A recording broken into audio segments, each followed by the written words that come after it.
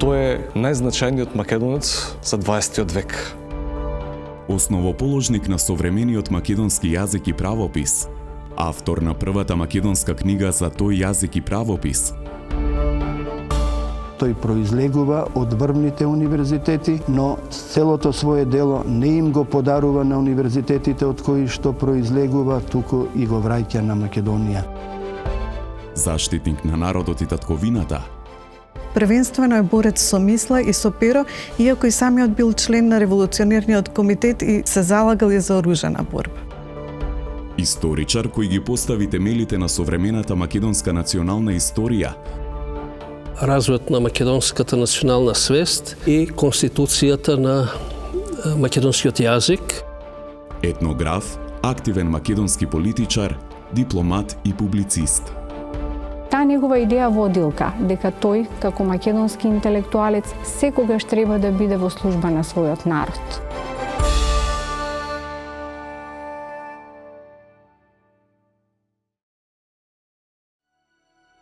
Да се зборува за Мисирков значи да се зборува за патиштата на развиток на македонската мисла и предполага големо познавање на македонската национално-политичка и културна историја.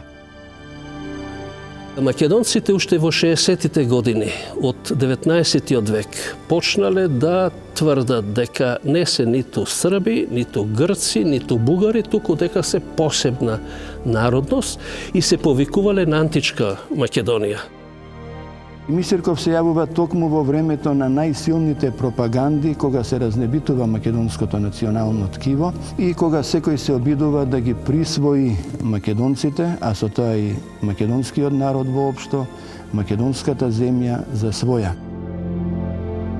Не е тој прв автор кој што во однос на македонците ја разработува историјата и проблематиката од становиште на посебна народносна позиција на самите македонци, туку македонската народност ја потврдува дека се конституира од страна на Петко Рачев Славејков, кој што е роден 1829 година, а Крсте Мисирков е роден 1874 година, што значи Крсте Мисирков е роден токму на година кога веќе Славејков ја има комплетирано целокупната архивска документација со која се потврдува појава и континуитет на еден народносен, национален, во смисла на национален процес кај самите македонци.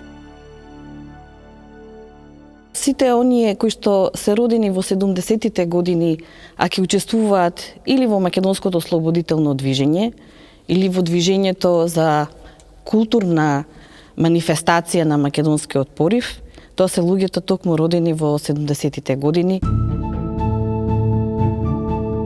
Животната хроника на Крсте Петков Мисирков почнува на 18 ноември 1874 година во село Постол, Ениче Вардарско, близу древната македонска престолнина Пела, на 10 на километри од Солун и на километар и пол од стариот пат Вија Игнација. Ениче Вардар е мало градче, меѓутоа битно е затоа што се наоѓа во близината на Вија Игнатија. Вија Игнатија е не само позната комуникација во антиката, туку и простор каде што се менуваат и историјата, и луѓето, и процесите, така што и самата географија има влијание врз животната судбина на Мисирков. Крсте се родил како второ дете во семејството на сиромашните селани Петко и Ѓурѓа Мисиркови. Најстара била сестра му Марија, а најмал бил брат му Лазар. Тој бил едва 14 години кога починала мајка му и 17 години кога починал татко му. Во османлиската држава не постои образование кое што го финансира или го поддржува државата. Во тој период образованието можело да биде или на грчки, или на бугарски, доколку бил припадник на муслиманската вероисповед, тогаш тоа би било на османлиско-турски, и во северните делови на Македонија или јужните делови на Србија можело да биде на српски јазик. Во родното село Крсте Мисирков ги добива првите сознанија за животот и светот и ги запознава трите балкански пропаганди, веќе длабоко навлезени во Македонија. Мисирков уште како дете бил подложен на тоа силно влијание и на бугарската и на грчката пропаганда, постојано во барање на место каде што ќе може да учи на својот мајчин јазик. Во Апостолското патријаршиско училиште Мисирков го завршил 6-то оделение на тугиот грчки јазик. Екзистенцијата во семејството не му возможува да има континуитет во образованието, мора и да го прекине своето образование. И кога се случува можноста да се добијат средства за стипендирање и да учи во соседната Србија, тоа го прифаќа Мисирков. Така во октомври 1889 година Крсте Мисирков е веќе ученик во втор клас гимназија во Белград и се издржува со средства од друштвото Свети Сава, а живее во приватна куќа. Покрај него, во Белград биле и Даме Груев, Петар Попарсов, Димитар Мирчев, Христо Попкоцев, Никола Наумов, значајни имиња на идните промакедонски политичко-револуционерни организации. Српските просветно-воспитни институции настапиле нетолерантно кон овие млади луѓе и кон нивните основни национални чувства и социјални барања. Од нив веднаш се барало да станат Срби. Мисирков учествувал во немирите предизвикани од македонските стипендисти, пошто морал да го напушти Белград. Принуден е постојано да се расшетува од едно место на друго во потрага на неговото образование. Подмамен советување од бугарската пропаганда, отишол во Софија, каде работите не биле многу поразлични. Морал да се декларира како бугарин. Не може да се определи како бугарин и не може да ја искаже својата особеност, повторно се враќа во Србија, па заминува во Русија, во Украина. Целиот тој сплет на движење ќе го читаме во неговите написи, или во македонските работи книшката, или во списанието Вардар, па и во другите негови пишувања.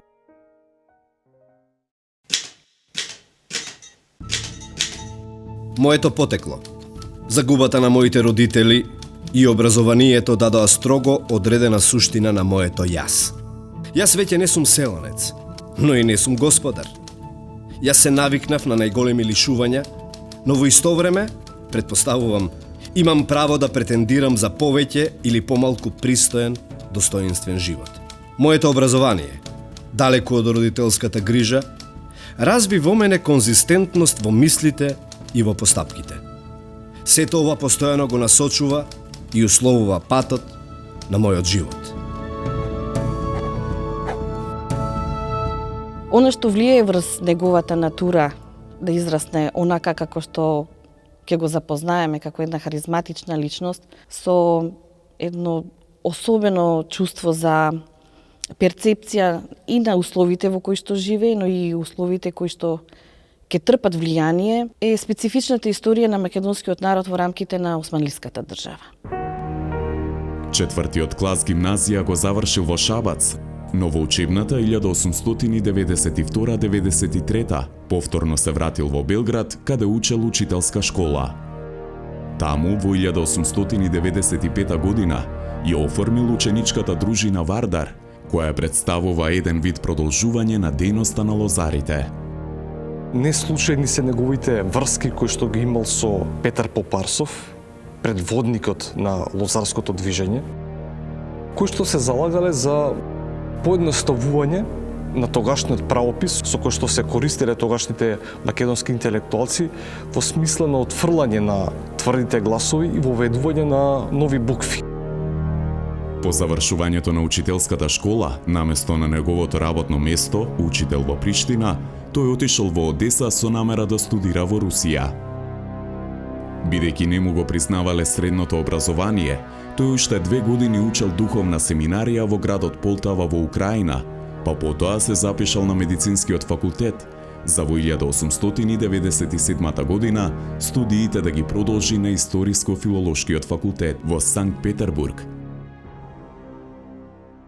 Крсте Петков Мисирков без друго произлегува од една од најјаките филолошки и лингвистички школи на неговото време. Тоа е Петроградската школа, во која што тој стапил како ученик, а од неа излегол како еден од низините најсолидни кадри. Таму тој е ученик на тогаш непознатите руски слависти де Куртене, Лавров, Кочубински, Платонов, Соколов. Во тогашната славистика живиот народен јазик се учел преку студентите, односно секој студент го носел својот локален говор и својот роден јазик во универзитетскиот центар во кој што се школувал. Мисирков и уште неколку видни македонци всушност ке го однесат говорениот македонски јазик во руските универзитетски центри за да може тој таму да се проучува.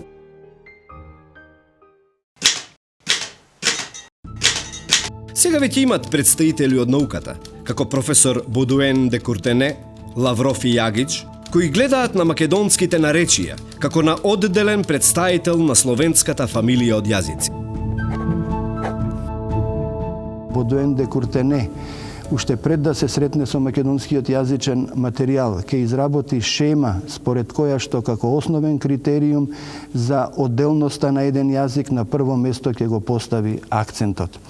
Кога Мисирков го проговори оној македонски акцент, што и нему му бил познат, но и оној македонски акцент кон кој што тој се приопштувал, секако на светската лингвистичка јавност станувало јасно дека станува збор за посебен јазик.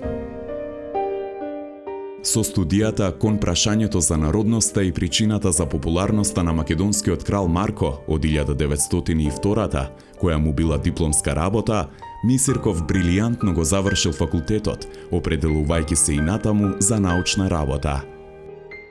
Самиот Мисирков ќе ја даде таа македонска димензија на циклусот песни за крале Марко, дело за околу кое што се грабале, би рекле, сите јужнословенски народи. Преку знаењето кое го стекнува во Полтава и Санкт Петербург, Мисирков ја осознава комплексната содржина на етнографијата, историјата, социологијата, политиката. Крсте Мисирков сметал дека ниеден народ не може да се развива ако не му се развива науката и литературата. И токму поради тоа се борил за возобновување на Охридската архиепископија, која што требало во своји рамки да ги земе и училиштата. Па така училиштата ќе го земеле македонскиот јазик како задолжителен предмет и ќе се истиснал грчкиот и бугарскиот и српскиот јазик. Во Санкт Петербург Мисирков е доста активен. Во 1900-та го основал тајниот македонско-одрински кружок ТМОК, а во 1902-та со македонските студенти Димитрија Чуповски, Наце Димов, Гаврил Константиновиќ и други го основаат Македонското студентско друштво, кое во 1903 година прераснува во Македонско научно-литературно другарство Свети Климент. Членовите на ова другарство испраќале од своите редовни седници барања пред се до руската влада, па и до владите на другите европски држави. Создавање на македонски јазик врз основа на македонските народни говори, обновување на Охридската архиепископија како црква која би требала да биде призната во османлиската држава, а не укината во 1767 година. Поради финансиска неможност, Мисирков не бил во состојба да ја продолжи постдипломската работа и го прифаќа предлогот на екзархијата да биде назначен за учител во Битолската машка гимназија. Доаѓајќи на свој терен, на овој интелектуалец со широк поглед кон иднината, му недостасуваат средства за војување соодветни на актуелните услови. Тој постојано инсистира на тоа да се создаде народна македонска интелигенција која што ќе ги каже гласно идеите, барањата, потребите на македонскиот народ. Затоа што, за жал, во претходниот период, голем број македонски учени луѓе кои што не по своја вина морале да се школуваат во други туги средини, на некој начин прифаќале и други туги идеи, народносни имиња и така натаму.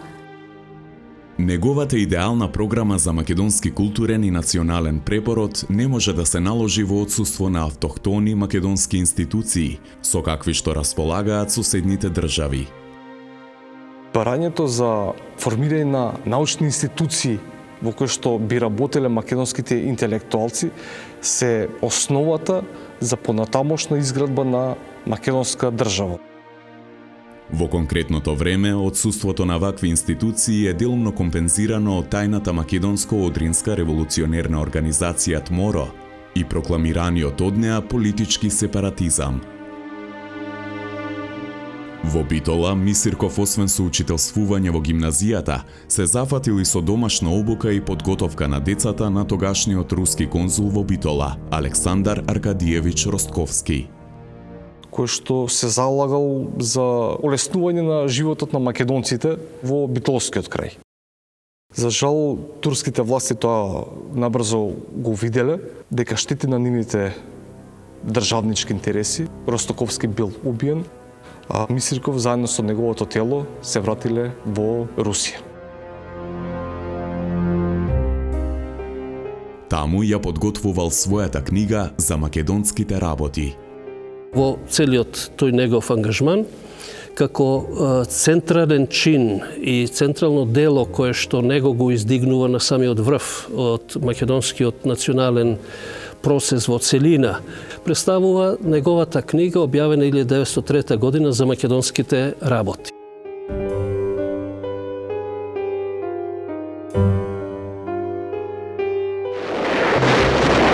Тогаш, во 1903 година, избувнало и Илинденското востание во кое Мисирков не учествувал лично, но отишол во Софија за да ја отпечати својата книга.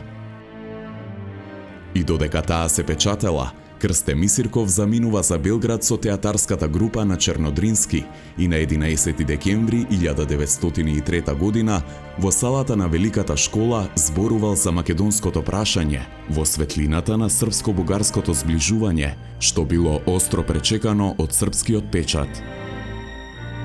Постојано инсистира на помирувањето меѓу Србија и Бугарија, упатувајќи повик да се откажат од своите големи идеи и да им ја дадат можноста на македонците да се самоопределат.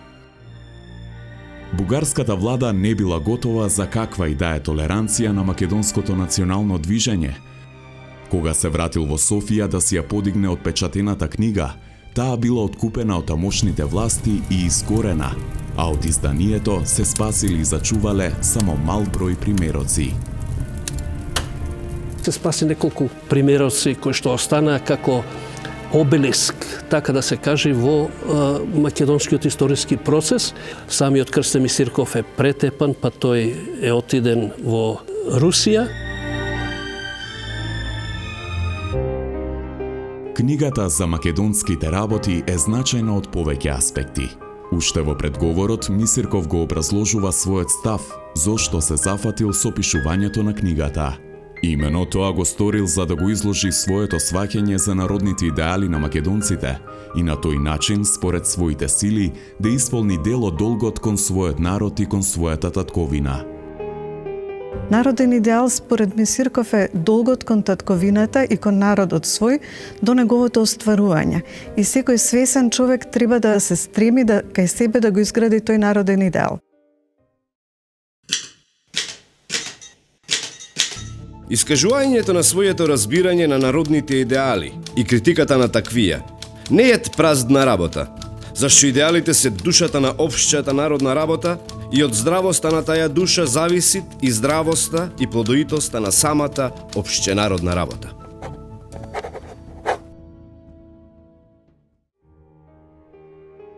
Во ова капитално дело Мисирков прави еден сериозен, иако на места остар осврт на политичката ситуација во Македонија, која е особено тешка и комплексна, имајќи ги предвид и страотните последици за народот по Илинденското востание. Воедно тој посочува дека ново востание следната пролет ќе биде погубно за македонските национални интереси. Оти тоа ќе бидат не по наши есапи, а по есапите на некоја голема сила и некои мали балкански држави, кои ќе не натераат нас да се дигнеме, а после ќе не остаат на средпат.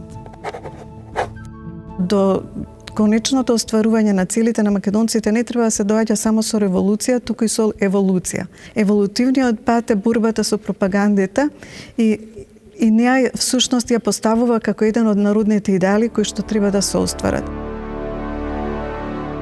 Мисирков е одличен познавач и на балканската и на македонската историја.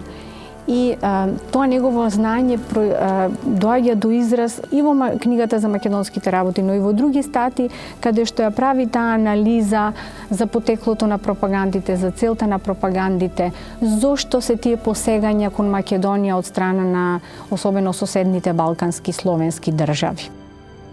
Мисирков ги изнесува и своите ставови за натамошното действување на националното движење. Тука како пресудна ја истакнува потребата од национално обединување, кое може да се постигне само со безпоштедна борба со пропагандите, поради кои е силно разединето македонското национално ткиво. Мисирков всушност врз своите плеки најдобро ќе ги почувствува пропагандите на соседните земји, бидувајќи би рекле самиот разнебитуван меѓу сцилите и харибдите на соседните земји. Мисирков како единствено решение за сето ова, за се уште тоа присутно разорно дејство на пропагандите, гледа во освестувањето на македонскиот народ и вели дека само освестувањето на македонскиот народ ќе ја направи дејателноста на овие пропаганди безпочвена. Покрај анализата на актуелните состојби, Мисирков во книгата експлицитно и аргументирано ја образложува македонската општествена, етничка, културна и јазична посебност, потенцирајќи дека Македонија има собствен историски развој, така што и покрај постојаните негирања од некои научници, таа несомнено сочинува оделна историска, географска и етнографска целина. Затоа тој и во ова свое дело ја истакнува значајната улога што треба да ја има македонската интелигенција во афирмирањето на македонската посебност, потенцирајќи дека таа јасно треба да ги издели интересите на македонскиот народ од оние на другите балкански народи. Затоа Мисирков инсистира на таа народна интелигенција, која конечно ќе биде глас на народот, на македонскиот народ, и неслучајно во различни фази тој размислува и за различни концепти на кој начин може да му помогне на својот народ.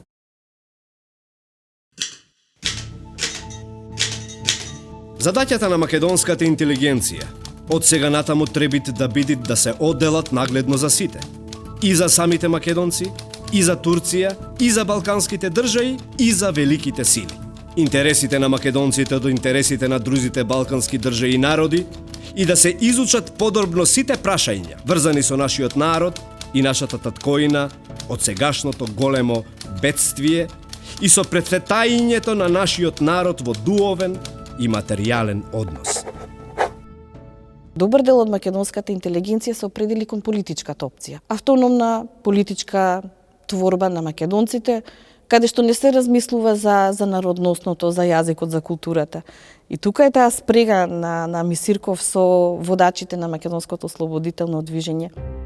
За него и автономија на Македонија, за која вели се бореле и револуционерите, има смисла само ако се согледаат карактеристичните особини на македонците. Јазикот, културата, историјата на македонецот, а дори потоа би се формирала државноста.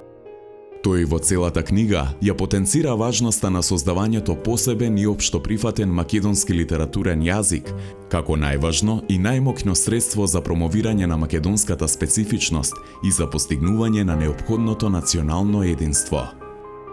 Мисирков со својот јазик всушност самиот дава пример како треба да изгледа македонскиот литературен јазик. И тој ја дава таа социолошка, би рекле, и научна димензија на македонскиот јазик. Создавањето литературен јазик е дуовна потребност кај нас, со која се мисли да се клаит крај на злоупотребите на пропагандите со нашите интереси и со која треба да се создаде свој литературен и научен центар, за да се немат нужда од Белград и Софија. Тој ја дава всушност првата, можеме да кажеме денес од аспект на науката, неофицијална кодификација на македонскиот литературен јазик, кодификација која во доста голема мера 4 децении потем, значи 1945 година, веќе станува и официјална кодификација на македонскиот литературен јазик. Мисирков резонира дека националните интереси се тие што налагаат да се избере едно наречје за основа на литературниот јазик, околу кое треба да се групираат сите научни и литературни сили. Вели дека ако од исток и од запад, од север и од југ се подадат расите, тие ќе се прекрстат некаде над Велес Прилеп Битола и дека е тоа јазичката база врз која може да се дефинира литературната норма на македонскиот јазик, која што ќе биде доволно указателна, дека е она синтеза на сите македонски дијалекти едно и дека е доволно различна од соседните блиски јазици.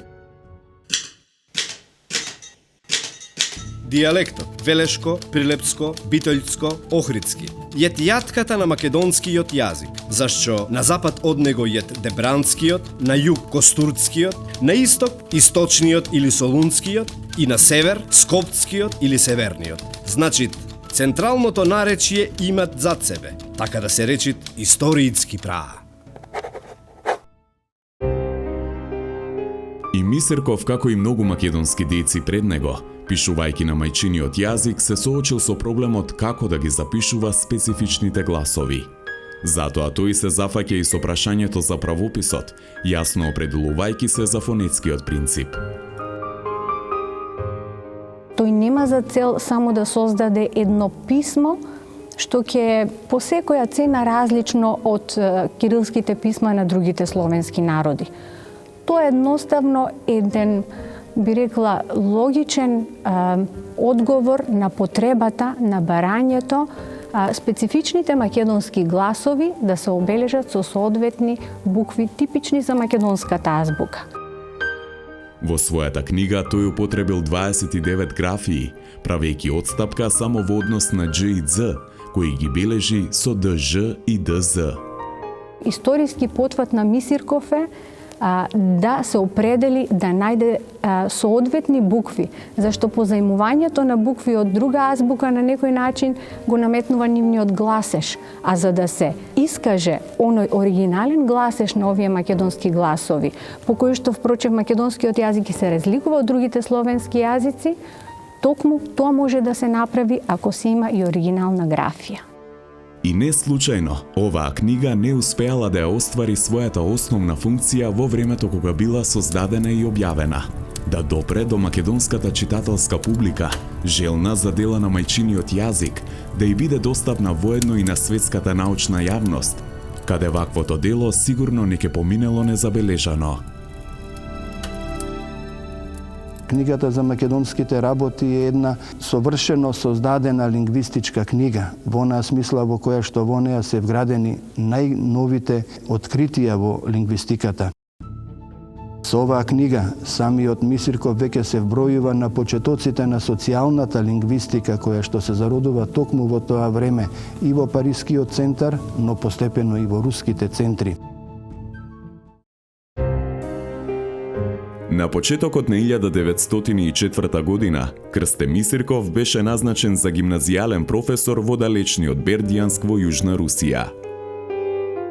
Тој ги направи подготовките за издавање на научно-литературно списание Вардар, што имаше за цел и на научен и на теоретски план да ја афирмира македонската национална посебност. Сите содржини што се вклучени во списанието навистина се внимателно одбрани и се со определена цел. А таа цел всушност треба да одговори на оние три основни задачи што ги наведува Мисирков уште во уводниот дел на списанието. Прво да ги уреди односите помеѓу македонските сепаратисти од една страна и нивните противници, односно сите балкански народности заинтересирани за македонското прашање од друга. Втората задача на која што треба да одговори списанието е да даде научни аргументи врз основа на новите лингвистички теории и материјали со кои што ќе може да се бори со оние, како што вели тој, словенофили и словенознајци, што се уште не го признаваат постоењето на одделна словенска македонска народност. Како трета и главна задача, тој ја истакнува потребата да го постави македонскиот сепаратизам на научна основа, слично како во книгата за македонските работи. Македонскиот јазик јет самобитен, да тој не јет ни српски, ни бугарски и да јет способен за литературно развивање. Набројувајќи кој се ќе биде веројатно противник на списанието Вардар, Мисирков меѓу другото наведува дека сигурно тоа ќе најде на неприфаќање и од страна на руските словенофили и јазикознајци, како што вели тој, а оние кои што сметаат дека веќе има и доволно словенски народности и без појавувањето на македонската, зашто мислат дека на тој начин се раздробува словенското единство, а не се работи за негово соединување. Покрај значајните материјали што ги донесува, меѓу кои е и препевот на песната Патник од хрватскиот поет Петар Прерадовиќ, епската народна песна Банут краљут, етнографскиот труд посветен на селата од Јужна Македонија и слично, Мисирков делумно ја усовршува и графијата, приближувајќи ги знаците за Қ и за Г, речиси целосно до современите македонски букви. Она доследно настојување на Мисирков да го испушта интервокалното В, па имаме, например, состауала, состауат, зборои, дури и ноини, што наместа го, да речем, оптоварува разбирањето на текстот, сега тој го надминува тоа и почнува да го воведува интервокалното В. Имаме изникнување и понатаму се подоследно го употребува. За жал, весникот Вардар не успел да биде представен пред руската и пред пошироката јавност, од причина што Мисирков немал пари да го подигне од печатницата. Сепак тој останува значајно сведоштво за неговите континуирани заложби, за афирмација и научна елаборација на македонската посебност. Противниците на македонскиот идентитет не емитуваат срдечен однос и действуваат агресивно. Во 1907-1908, во периодот околу младотурската револуција, кон почетокот на Првата светска војна и по нејзиниот крај кога живее во Бугарија, суровата реалност го прави Мисирков на моменти погубно ранлив од тугите институции и пропаганди и го тера често кон тривијални манифестации и остапки. И во моментите кога се чини дека одстапува од неговите македонистички ставови, се надзираат нишки зашто тоа го правил. Ако го следиме периодот, посебно кога веќе има семејство, или 905 година кога му се раѓа неговиот син, или кога треба да се бори за својата екзистенција, сосема е нормално да ги прочитаме и некои ставови кои што не се негови суштински или во кои не верува. Морал да се прилагодува на условите кои што му биле наложувани, бидејќи морал пред се да се грижи за семејството, за прехрана, за финанси, за материјална издршка. Но затоа пак веднаш после тоа се појавуваат други статии или други пишувања, каде што веднаш го истакнува својот научен, историски капацитет, каде што постојано инсистира да се внимава развој на македонски јазик, посебна македонска историја. За време на Првата Балканска војна во 1912 Мисирков бил дописник на јужниот дел на Македонија за неколку руски весници. Чувствува дека ќе настапи грабеж на Македонија од трите балкански сојузници. Се обраќа до заменик министерот за надворешни работи на Русија Трубецкој и укажува дека е најдобро Македонија да остане цела и дека Македонија треба да се создава како алка кој што ќе го поврзи балканските сојузници и на тој начин ќе се реши еднаш за секогаш мирот на Балканот. Некогаш Русија ги ослободи Бугарија и Србија и го постави почетокот на политичката самостојност на јужните Словени. Сега пак Бугарија и Србија имаат морален долг да ги соединат своите политички сили и да укажат дипломатско влијание во полза на автономијата на Македонија. Автономната Македонија е најправедното решение на македонското прашање. Заедно со тоа ќе се реши и целото источно прашање. Тој многу смело им упатува и на Србија и на Бугарија. Дозволете ние да се чувствуваме македонци, дозволете да си ја изградиме нашата историја, да го изградиме нашиот културен идентитет.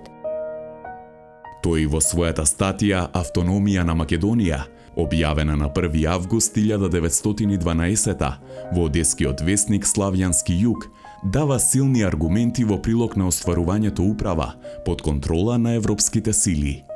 Македонија за деценија две ќе ги достигне своите соседи од север и од југ, како во културно-литературен, така и во економски поглед. Да и се даде автономија на Македонија, зашто само на тој начин може да се запрат тие превирања на Балканот, дури некакви посериозни превирања што можат да предизвикаат една европска војна. Во 1913 година се вратил во Петроград, каде и се придружил на македонската колонија, која започнала да го издава списанието Македонски глас, а на 1 март 1913 го подготвила првиот меморандум за независност на Македонија. Македонија е поделена без пардон, спрема линиите на фронтот, Бугарија е оштетена, а Крсте Петков Мисирков замолча. За време на Октомвриската револуција во Русија во 1917 тој се враќа во Софија, каде било неговото семејство, сопругата Екатерина Михајловна Мисиркова и синот. Поради неговата дејност не бил добредојден, но сепак добил работа во етнографскиот музеј, а потоа бил испратен на работа во Карлово. Побарал работа и во кралството СХС, но не добил одговор. И одново во 1921, 22, 23 година, до крајот на животот, станува радикален македонски националист. Изборува за македонска култура, да, постои. Македонска нација, да, постои. И доаѓа, така да се каже, во сукоп со тогашното ВМРО во Бугарија, кое што е под влијанието на бугарската држава. Бугарскиот државен национализам се претвора во судбина на Мисирков и тој умира на 26 јули 1926 година, надвор од родната Македонија, осамен и мајки ги покрај себе само сопругата и синот. Македонската идеја беше се уште анатемисана. Така што не е ни случајно што на неговиот погреб одвај десетмина има. Неговата жена, син, докторот кој што се грижал за него. Крсте Петков Мисирков го заврши својот живот практично со ламентацијата дека македонците се посебен народ, дека се посебна нација, дека имаат историско право на своја културна, јазичка и државна посебност и неговата оставнина остана, така да се каже, во наследство на следните генерации. Токму затоа, кога новите македонски интелектуални сили, некаде во предвечерието на Втората светска војна, се здружуваат и ги премостуваат државните граници и повторно го актуализираат суштинското прашање за литературниот јазик, од заборавот го извлекуваат и безвременото дело на Мисирков. Примерот на еден Коста Рацин и неговите полемики со српските идеолози, македонскиот кружок на Вапсаров, на Попов, на Коле Неделковски, на Ангел Жаров или Сматра Калев, кои што веќе кон 38 година имаат целосна македонска национална свест. Запознавањето со севкупната активност на една стожерна фигура како што е Мисирков за нив представува неопходност за да се продолжи понатаму. Не е случајно кога Коле Неделковски ќе се обрати до Серјожа Мисирков и ќе побара информации за неговиот татко. Тие млади луѓе кои што се појавија во предвечерието на Втората светска војна, навистина го согледаа правилниот од на македонскиот историски развој.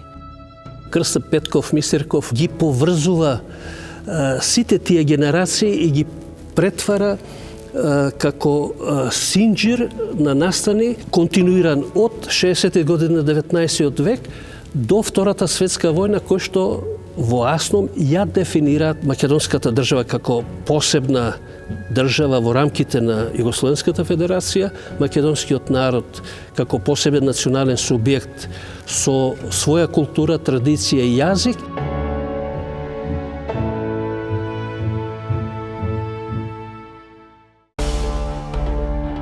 Во Во целокупната активност на Мисирков препознаваме еден извонреден поединец, кој истовремено и производ и чинител во историскиот процес, истовремено и представник и творец на општествените сили што го менуваат ликот на пошироката средина и на начинот на мислење на луѓето. Тој е човекот кој што ги трасира патиштата кон каде треба да се движи и македонскиот историски развој, и развојот на јазикот, и развојот на народноста, и развојот на духовноста. Може да се каже дека неговата историска мисија е македонскиот национализам. Беззаветната и безгранична љубов кон Македонија, непрекинатото мислење и работење за интересите на Македонија и полниот конзерватизам во појавите на македонскиот национален дух, јазикот, народната поезија, народниот живот, обичаите, ете ги главните црти на македонскиот национализам.